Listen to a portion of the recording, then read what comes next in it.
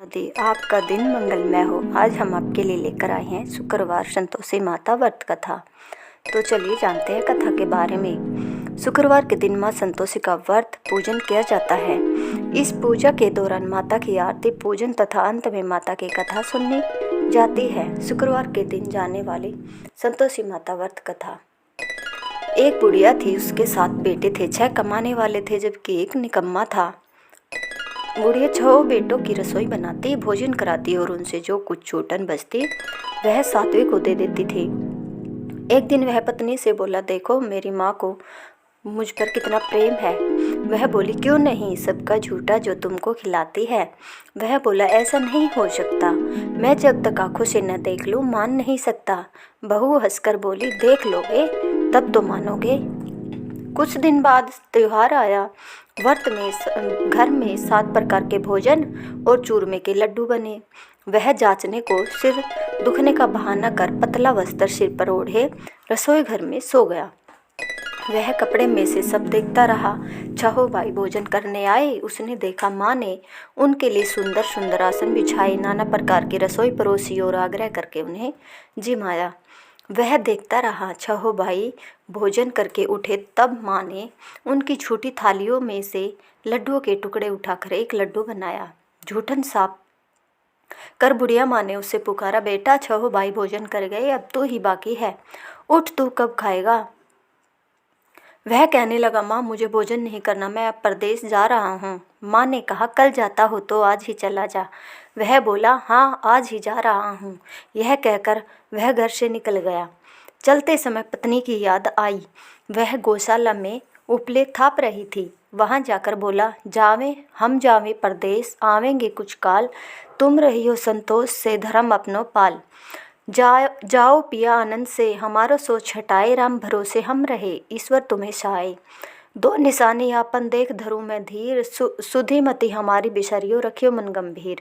वह बोला, मेरे पास तो कुछ नहीं है, यह अंगूठी है सो ले और अपनी कुछ निशानी मुझे दे। वह बोली, मेरे पास क्या है, यह गोबर भरा हाथ है। यह कहकर उसकी पीठ पर गोबर के हाथ की थाप मार दी। वह चल दिया। चलते चलते दूर देश पहुंचा। वहाँ एक साहूकार की दुकान थी। वहाँ जाकर कहने लगा, भाई मुझे नौकरी पर रख लो। साहूकार को ज़रूरत थी, बोला रह जा। लड़के ने पूछा, तनख्वाह क्या दोगे। साहूकार ने कहा, काम देखकर दाम मिलेंगे। साहूकार की नौकरी मिली। वह सुबह 7 बजे से 10 बजे तक नौकरी करने लगा। कुछ दिनों में दुकान का सारा लेन देन, हिसाब किताब, ग्राहकों को माल बेचना, सारा काम करने लगा। साहूकार के साथ 8 नौकर थे। वे सब चक्कर खाने लगे। यह तो बहुत होशियार बन गया। सेठ ने भी काम देखा और 3 महीने में ही उसे आधे मुनाफे का हिस्सेदार बना लिया। वह कुछ वर्ष में ही नामी सेठ बन गया और मालिक सारा कारोबार उस पर छोड़कर चला गया। इधर उसकी पत्नी को सास ससुर दुख देने लगे। सारी गृहस्थी का काम करा के उसे लकड़ी लेने जंगल में भेजते। इस बीच घर के आटे से जो भूसी निकलती उसकी रोटी बनाकर रख दी जाती और फूटे नारियल की नारेली में पानी। एक दिन वह लकड़ी लेने जा रही थी। रास्ते में बहुत सी स्त्रियां संतोषी माता का व्रत करती दिखाई दी।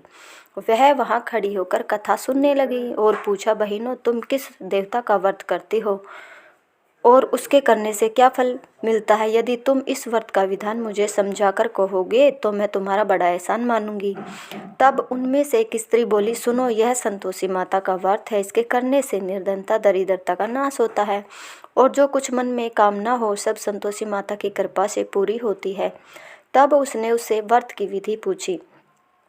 वह भक्तनी स्त्री बोली, 1.25 आने का गुड़ चना लेना, इच्छा हो तो 5 आने का लेना, या 1.25 रुपये का भी सहूलियत के अनुसार लाना।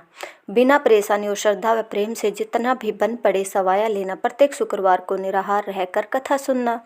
इसके बीच कर्म टूटे नहीं, लगातार नियम पालन करना। सुनने वाला कोई न मिले तो घी का दीपक जला उसके आगे या जल के पात्र को सामने रखकर कथा कहना। जब कार्य सिद्ध न हो नियम का पालन करना और कार्य सिद्ध हो जाने पर व्रत का उद्यापन करना। 3 मास में माता फल पूरा करती है। यदि किसी के ग्रह खोटे भी हो तो भी माता वर्ष भर में कार्य सिद्ध करती है। फल सिद्ध होने पर उद्यापन करना चाहिए, बीच में नहीं। उद्यापन में 2.5 सेर आटे का खाजा तथा इसी परिणाम से खीर तथा चने का साग करना। 8 लड़कों को भोजन कराना, जहाँ तक मिले देवर जेठ भाई बंधु के हो, न मिले तो रिश्तेदारों और पास पड़ोसियों के को बुलाना, उन्हें भोजन करा, यथाशक्ति दक्षिणा दे, माता का नियम पूरा करना, उस दिन घर में खटाई न खाना। यह सुन बुढ़िया के लड़के की बहू चल दी। रास्ते में लकड़ी के बोझ को बेच दिया और उन पैसों से गुड़ चना ले माता के व्रत की तैयारी कर आगे चली और सामने मंदिर देखकर पूछने लगी, यह मंदिर किसका है? सब कहने लगे, संतोषी माता का मंदिर है। यह सुनकर माता के मंदिर में जाकर चरणों में लौटने लगी। दीन हो विनती करने लगी, माँ मैं निपट हूँ, अज्ञानी हूँ, व्रत के कुछ नियम नहीं जानती, मैं दुखी हूँ। माता जगत जननी मेरा दुख दूर कर, मेरी शरण में, मैं तेरी शरण में हूँ। माता को दया आई। एक शुक्रवार बीता कि दूसरे को उसके पति का पत्र आया और तीसरे शुक्रवार को उसका भेजा हुआ पैसा आ पहुँचा। यह देख जेठ जेठानी मुँह सिकोड़ने लगे। लड़के ताने देने लगे, काकी के पास पत्र आने लगे, रुपया आने लगा, अब तो काकी की खातिर बढ़ेगी। बेचारी सरलता से कहती, भैया कागज आवे रुपया आवे, हम सब के लिए अच्छा है। ऐसा कहकर आंखों में आंसू भरकर संतोषी माता के मंदिर में मातेश्वरी के चरणों में गिरकर रोने लगी। माँ मैंने तुमसे पैसा कब मांगा है?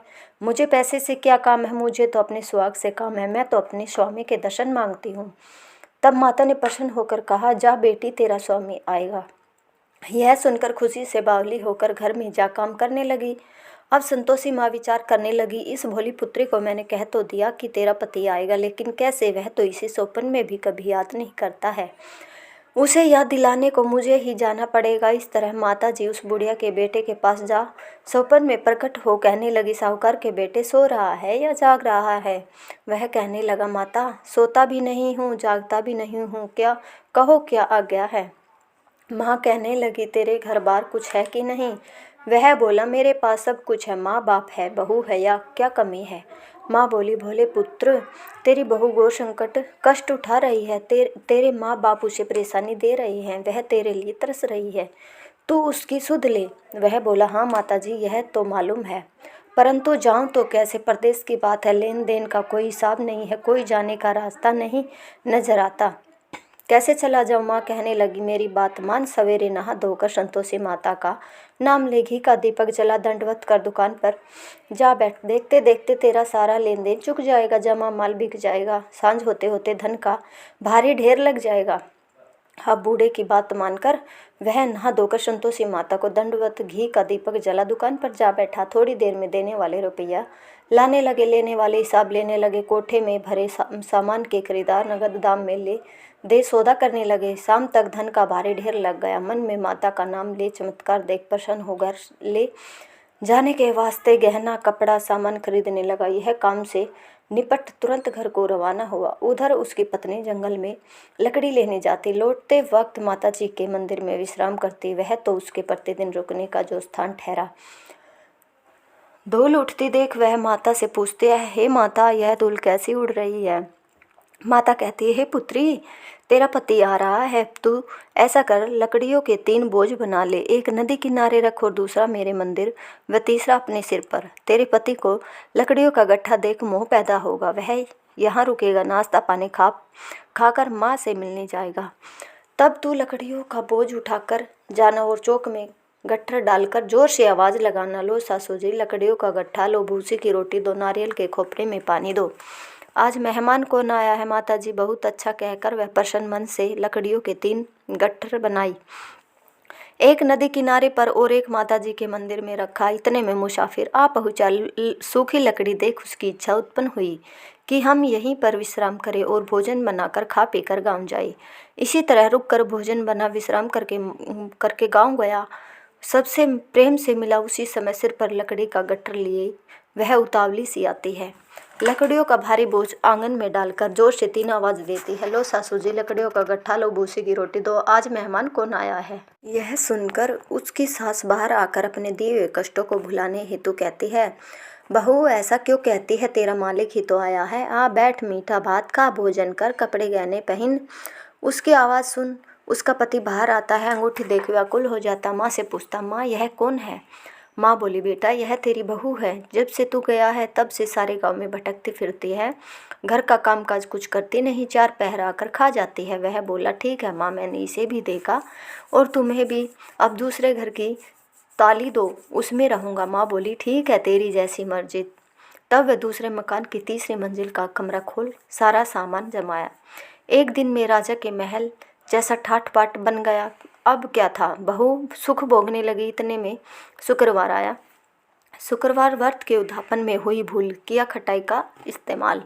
उसने पति से कहा, मुझे संतोषी माता के व्रत का उद्यापन करना है। पति बोला, खुशी से कर लो। वह उद्यापन की तैयारी करने लगी। जिठानी के लड़कों को भोजन के लिए कहने गई। उन्होंने मंजूर किया, परंतु पीछे से जिठानी ने अपने बच्चों को सिखाया, देखो भोजन में के समय खटाई मांगना, जिससे उसका उद्यापन पूरा न हो। लड़के जिमने आए खीर खाना, पेट भर खाया, परंतु बाद में खाते ही कहने लगे, हमें खटाई दो, खीर खाना हमको भाता नहीं, देखकर अरुचि होती है। वह कहने लगी, भाई खटाई किसी को नहीं दी जाएगी, है तो संतोषी माता का प्रसाद है। लड़के उठ खड़े हुए बोले, पैसा लाओ। भोली बहू कुछ जानती नहीं थी, उन्हें पैसे दे दिए।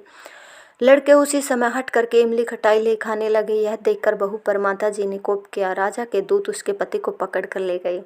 जेठ जेठानी मन माने वचन कहने लगे, लूट लूट कर धन इकट्ठा कर लाया है, अब सब मालूम पड़ जाएगा, जब जेल की मार खाएगा। बहू से यह सहन नहीं हुआ। माँ संतोषी से जाकर रोती हुई माता जी के मंदिर गई। कहने लगी, हे माता, तुमने क्या किया? हंसाकर अब भक्तों को रुलाने लगी। माता बोली, बेटी तूने उद्यापन करके मेरा व्रत भंग किया है। वह कहने लगी, माता मैंने कुछ अपराध किया है, मैंने तो भूल से लड़कों को पैसे दे दिए, मुझे क्षमा करो, मैं फिर तुम्हारा उद्यापन करूँगी। माँ बोली, अब भूल मत करना। वह कहती, अब भूल नहीं होगी, अब बताओ वे कैसे आवेंगे? माँ बोली, जा पुत्री, तेरा पति तुझे रास्ते में आता मिलेगा। वह निकली, राह में पति आता मिला। वह पूछी, कहाँ गए थे? वह कहने लगा, इतना धन जो कमाया उसका टैक्स राजा ने मांगा था, वह भरने गया था। वह प्रसन्न हो बोली, भला हुआ, अब घर चलो। कुछ दिन बाद फिर शुक्रवार आया। वह बोली, मुझे फिर माता का उद्यापन करना है। पति ने कहा, करो बहू। फिर जेठ के लड़कों को भोजन को कहने गई। जेठानी ने एक दो बातें सुनाई और सब लड़कों को सिखाने लगी। तुम सब लोग पहले की तरह खटाई मांगना। लड़के भोजन से पहले कहने लगे, हमें खीर नहीं खानी, हमारा जी बिगड़ता है, कुछ खटाई खाने को दो। वह बोली, खटाई किसी को नहीं मिलेगी, आना हो तो आओ। वह ब्राह्मण के लड़के लाकर भोजन कराने लगी। यथाशक्ति दक्षिणा की जगह एक एक फल उन्हें दिया। संतोषी माता प्रसन्न हुई। माता की कृपा होते ही 9वें मास में उसके चंद्रमा के समान सुंदर पुत्र प्राप्त हुआ। पुत्र को पाकर प्रतिदिन माता जी के मंदिर को जाने लगी। माँ ने सोचा, यह रोज आती है, आज क्यों न मैं इसके घर चलूँ। यह विचार कर माता ने भयानक रूप बनाया। गुड़ चने से सना मुख, ऊपर सूंड के समान होठ, उस पर मक्खियाँ भिन भिन कर रही थी। देहली पर पैर रखते ही उसकी सास चिल्लाई, देखो रे, कोई चुड़ैल डाकिनी चली आ रही है, लड़को इसे भगाओ, नहीं तो किसी को खा जाएगी। लड़के भगाने लगे, चिल्लाकर खिड़की बंद करने लगे। बहू रोशनदान से देख रही थी, प्रसन्नता से पगली बन चिल्लाने लगी, आज मेरी माता जी मेरे घर आई है, वह बच्चे को दूध पिलाने से हटाती है। इतने में सास का क्रोध फट पड़ा। वह बोली, क्यों क्या उतावली हुई है? बच्चे को पटक दिया। इतने में माँ के प्रताप से लड़के नजर आने लगे। वह बोली, माँ, मैं जिसका व्रत करती हूँ यह संतोषी माता है। सबने माता जी के चरण पकड़ लिए और विनती कर कहने लगे, हे माता, हम मूर्ख है, अज्ञानी है, तुम्हारे व्रत की विधि हम नहीं जानते, व्रत भंग कर हमने बड़ा अपराध किया है। जग माता, आप हमारा अपराध क्षमा करो। इस प्रकार माता प्रसन्न हुई। बहू को प्रसन्न हो, जैसा फल दिया वैसा सबको दे, जो पढ़े उसका मनोरथ पूर्ण हो। बोलो संतोषी माता की जय।